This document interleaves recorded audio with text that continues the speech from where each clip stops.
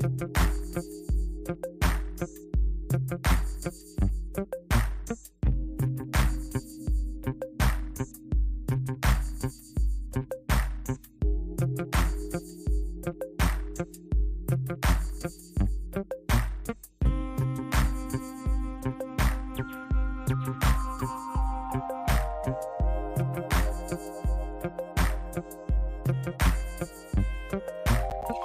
everyone, good morning. I hope everybody had an amazing week. I'm here today with GJ Steinhauser, our mortgage master. How are you doing? I'm great. Good morning. Good morning. So we have a pretty big topic today to talk about, and there's been a lot going on in the news about, are we on a housing bubble market or not? So that's the big question. And I think we're going to try to do a big comparison with 2008 event and see, are we really in it? What are some things that might be similar? What are some things that might be very different? And we're going to break it down to maybe clarify that information a little bit more for people that are in the question mark. So do you want to get us started? Yeah, I mean, flat out, is there a housing bubble? I think there is, but a bubble could mean different things to different people. We definitely are in a housing crisis right now because there's a shortage of homes. Yeah. That's part of the reason why rents are increasing so much, because there's not a plethora of houses for renters to move up to. So there is a housing bubble, but it affects different part of the housing market in different ways. So we have a different kind of bubble. That's really what it comes down to. I mean, there was a recent report in the news recently last week that foreclosures are up 125% from last year. Well, last year you weren't allowed to foreclose because there was a moratorium on foreclosures. So of course it's going to be up, but we're not seeing the foreclosure crisis and people losing their homes like we did in 2008 and 2009. Not even close. Yeah. Yeah. The problems and the challenges and the bubbles that are bursting right now are shortage, supply. There's a supply that's still historically low. Rates are above average. People got used to 3% and 4% interest rates for a 10-year period, so rates are above average. Yeah, let's just break it down on that too. Like on the interest rate portion, there's a lot of talk on that oh my gosh, interest rates are so high. No, again, people got spoiled with that 3% and 4% that we saw over COVID. But if you go back to just 2018, 19, we were seeing 4.5 to 5.5 at that time. And that was normal. That was good. So we're back there. Maybe we're at one point above that now on average. And we might see a slight increases too, because, inflation's now just starting to we'll talk more about inflation too and how that impacts. But the interest rate is not really high in comparison to what has been in the past. I mean, just when it was at the 80s, we had a 17.5 high teens at some point. So this is nothing. Well, it is something, and it does affect the buyer's ability to buy. Ability to buy. The buying power goes down, affordability and those things, but we can talk about some ways to negotiate interest rates a little bit later. But part of the bubble is builders. The cost of materials is still sky high. Yeah. So for them to build houses and be profitable, they have to start at a very high price point that is unattainable for some first-time home buyers. Yeah, so very true. Yeah, and realtors and lenders, everybody involved in housing is feeling the bubble right now. Mm-hmm. We have just the way buyers and sellers left the market when things got rough last year. We're seeing realtors and lenders and builders also leave the market because it's not easy to be in real estate right now. It's very challenging. No, unless you have built a solid foundation or you are working with a company that really supports you, we're already seeing a decline, even on my industry, on real estate agents. We already saw a decline. Like a lot of people didn't even renew their license for this year. So we already saw a big drop on, because the past 2 years we're so busy with clients. It was a tough market, but you could be working with multiple people during that time because there's so many buyers, and agents were coming in, like a surge of agents were coming into the industry because it was easy to just sell a house. And now we're going back to what it used to be, where you have to hustle. You have to actually, work on behalf of your client more than you used to. And you're seeing that decline in the industry. And that goes with a lot of other industries, like you mentioned, you're on your side, on the lending side, inspectors are struggling too, or have been struggling in the past 2 years, and a lot of them had to get out of the industry. So it is definitely, it's a housing crisis, but it's not the same as 2008 and the bubble that people talk about. They are really thinking of like, oh, the bubble of 2008, but there's really major differences, and maybe we can break it down, those differences, so people understand that whatever is happening now, it's not something we know what to expect because it's new, and it probably won't be the same outcome that we saw for 2008 because of those major differences. Starting with the financing side, like how easy was it to get approved before? Tell us about that. I have a saying that if you could fog up a bathroom mirror, you could get a mortgage back in 2006, 2007. No stated income, stated assets, no income, no job. I mean, if you had a pulse, you could get a house, and the cost to build was dramatically lower. Yeah. There was a large portion of buyers in that 30 to 35 year old range, which are prime home buying years. Yeah. So they just kept building. It was a rapid onslaught of building and building and building, and there was an excess of supply.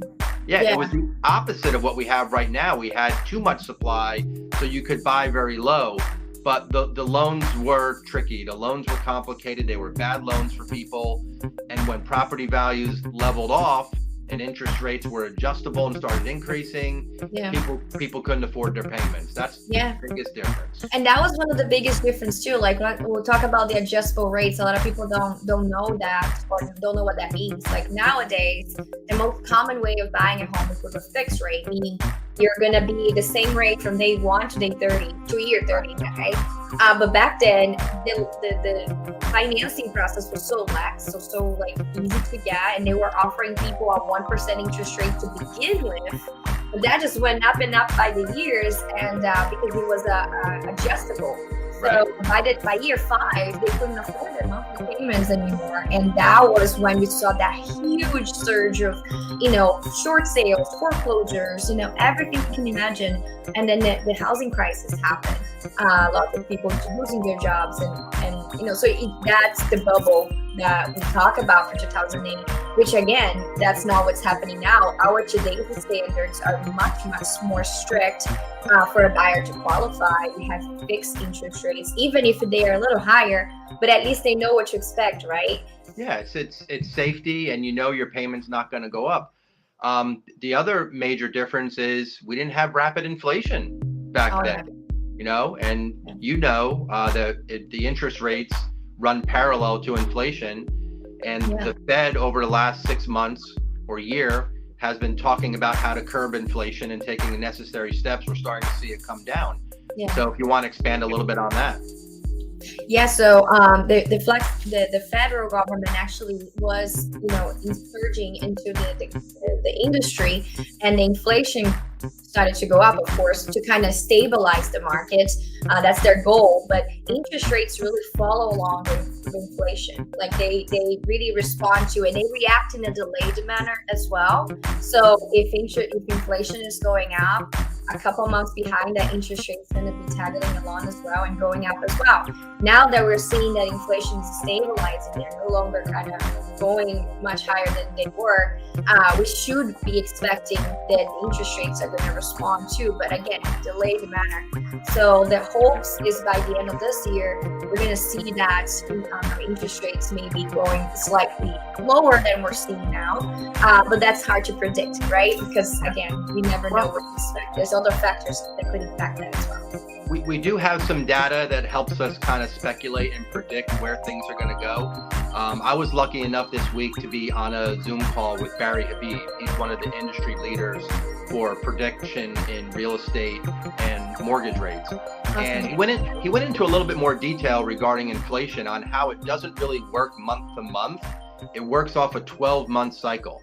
So when we roll from December into January, December from 2022 drops off the inflation chart. There's some really key numbers for inflation in April and May and June of this year that are high numbers. Okay. When we roll those numbers off the 12-month average, we're really going to start to see the residual effects of inflation dropping over a period of time. And we expect interest rates to drop significantly in the second half of the year. Yes, and that's exciting news for anybody out there. But let's talk about waiting, because knowing that information, and also the news are probably going to soon catch up and start telling people that information as well, and then you're going to see a huge amount of buyers waiting for that to happen. So let's break it down on what that could mean potentially for a buyer if they are just on the waiting game. Yeah, the inflation is not going to fix the supply.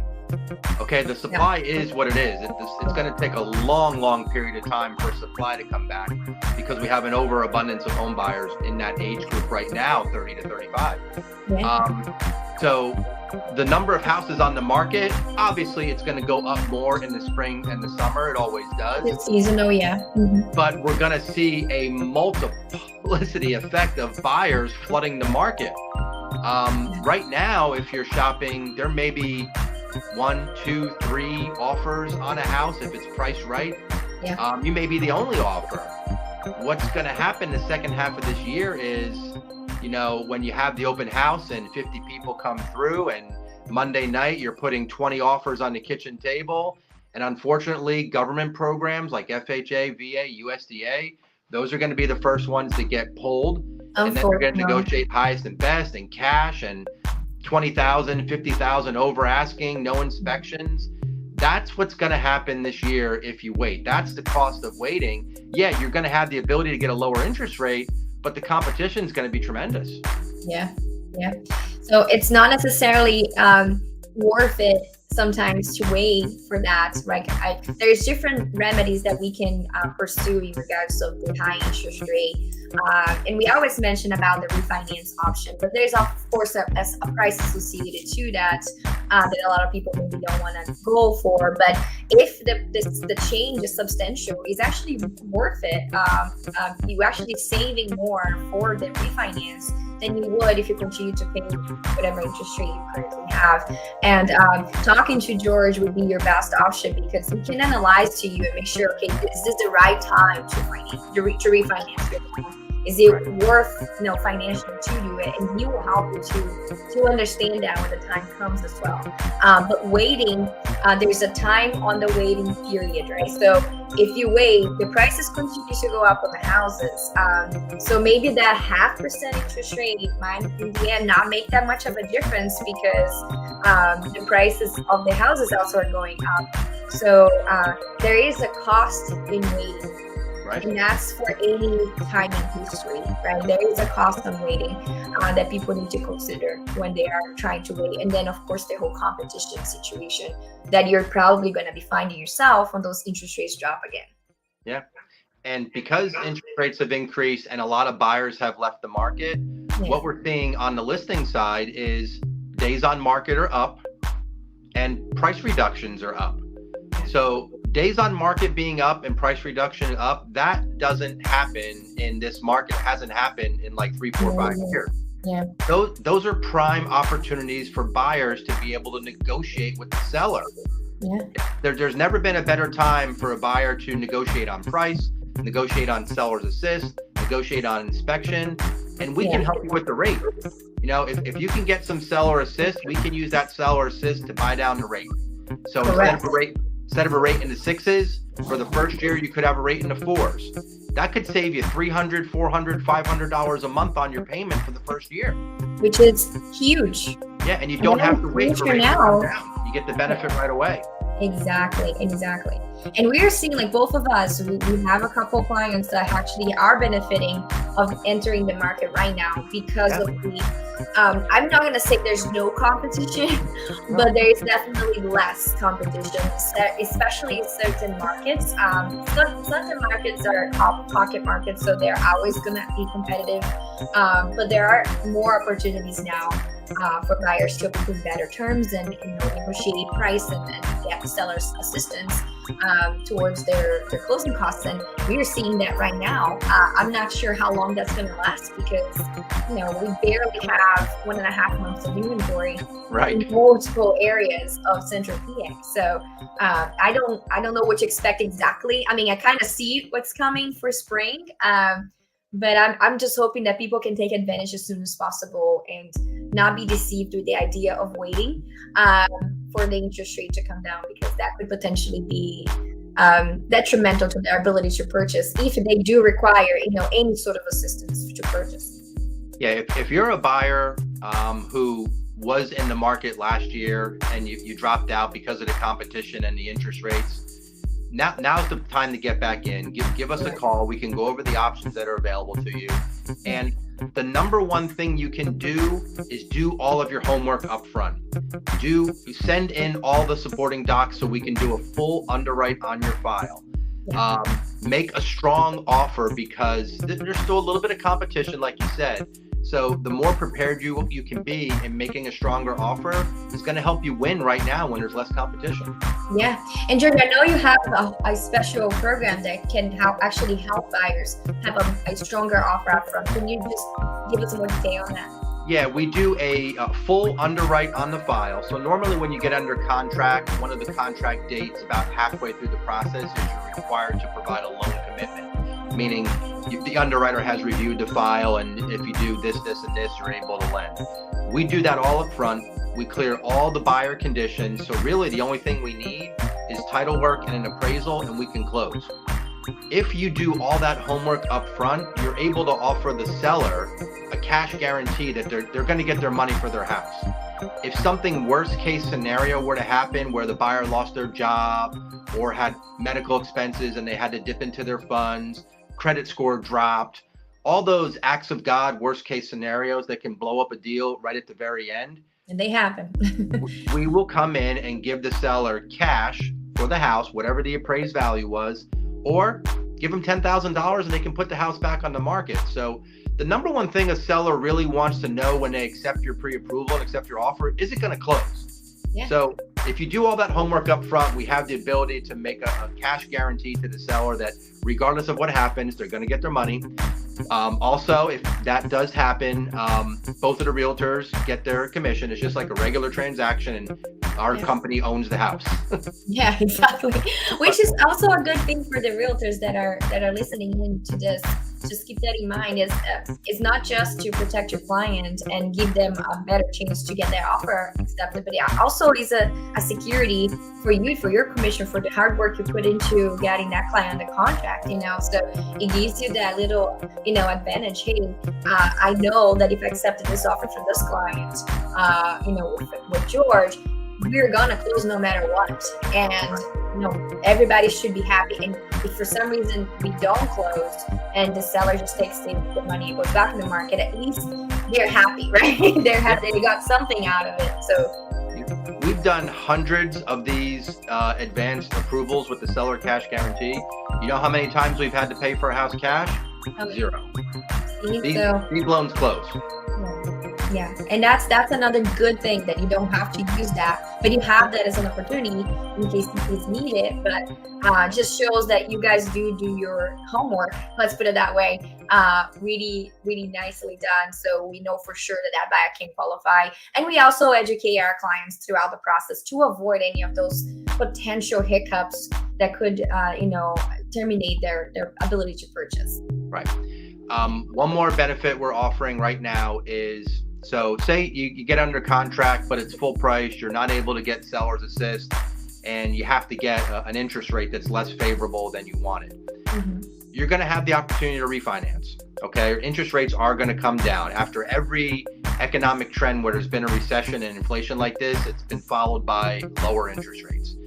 our company, if you buy a house in 2023 and you refinance within 12 months, we're going to pay the lender fees for you. So we're going to keep the costs down on your refinance because we're not just dumping a large monthly payment with a large interest rate on you and then goodbye. We understand this is an investment and we want to help you get in the best possible place. So nobody that I'm aware of right now is waiving their lender fees on refinance for existing clients. Yeah, not that I've heard either. So that is a huge point to kind of, point it out to everybody listening here. If you are, on the verge of like buying or not buying and concerned that if you do have to refinance, it's going to be costly, there you go. So that takes that away already. So just keep that in mind moving forward. One more thing I want to touch on is in real estate, everybody always wants to label everything. What kind of market are we in? Are we in a buyer's market? Are we in a seller's market? Yeah. I'm telling people right now that the beginning of this year, like the first half of this year, I'm calling this the professionals market, because you really need to have people on your side involved helping you through the transaction that know what they're doing. Yeah. Now more than ever, you need to be able to negotiate with thought and wisdom and expertise and caring for your clients. Having that professionalism, having that experience, having that reputation, that could be the difference in getting your offer accepted or not. Very true. People want to work with people that they've worked with in the past. Going at this by yourself, or trying to sell your house by yourself, or buy a house by yourself, or not looking for the house before you get pre-approved, those are all the things that are going to lead to heartbreak and not success in the first 6 months of this year. Yeah, and it's very true. This is a tricky market. It's like you said, it's hard to label. And having support is huge, and having a good team working on your behalf, being the lender and the realtor, the insurance broker. I mean, there's so many people that get involved, the title company. So having a good team working for you makes a huge difference. And it does really not cost you, anything on the buying end. You're going to need a lender to finance anyway. Why not have someone that has your back and understand the market and has, options that can assist you now and later, in case, like you said, to refinance and, save you some money on that portion. So it is huge. And this is a tricky market. Overall, yes, this is still a seller's market if you want to label it, but it is a transition market. So you do have to have someone that understands the market, that is in the areas you're looking for. And you hit the nail there on their reputation and relationships, because more than ever, realtors want to work with realtors they know they can get the deal done. They can go to the closing table and make it happen. When a realtor is, maybe not experienced enough, or not responsive, or not on top of things, sometimes we actually intentionally not kind of go for that offer because we know that reputation. So really having the right people on your back is huge. And not being represented it's actually a disservice to yourself. You have to have representation, someone that can be on your side, making sure they're explaining the process and actually looking out for your best interests. I want to end with a quote here. If you were in the home buying market last year and you're disappointed because you weren't able to buy a house and you're nervous about restarting the process, I want to leave you with this. Don't be upset with the results you didn't get from the work you didn't do. You have to do your homework up front in the home buying process. You just have to. I know it's fun to go out and look for the house, but if you don't do your full pre-approval and full underwrite up front, you're just setting yourself up for a hard time. I tell people all the time, the hardest part of this process is everything that happens up front. Yeah. Getting under contract. After we get under contract, it's easy. There's very little work for you to do. Yeah, very little. And it's so true.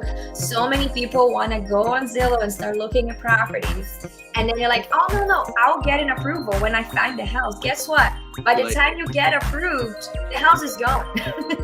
So please, I just say this, I be thinking multiple times throughout the day to different people. You have to get yourself pre-approved first, and then you start looking for homes, because your pre-approval is going to determine the type of housing you're going to be qualified to purchase, where you should be looking at, the exact price range you qualify for, or maybe you qualify for more than what you want to spend, but at least you know what you're expecting, what your cost is going to be.